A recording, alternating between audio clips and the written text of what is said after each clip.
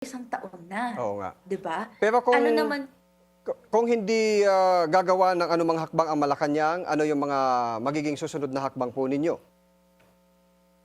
hindi po natitigil yung ating kampanya. Aha. As we beyond this resolution, meron din pong petition drive Mhm. na ginagawa ang migrante na right now nasa 300,000 signatures na po na lahat sila ay nagka-clamor na dapat ang executive clemency ibigay na kaagad kay Mary Jane Veloso. Mhm. Andyan pa rin yung grassroots campaign at syempre ini-explore din ng ibang mga lawyer groups na mag-file ng any kind of action para Mhm. mas mapabilis no kung Mm. ano man ang kailangang prosesong kailangan i-clarify Mhm.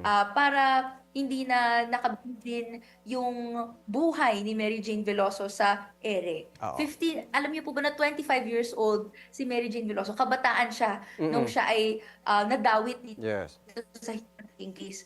40 years old na si Mary Jane Veloso. Mm. So, hindi po pwede yun, yung Oo. ganong kalaking panahon ay nawawala lang at napapabayaan po ng gobyerno. So, Mhm. executive clemency now.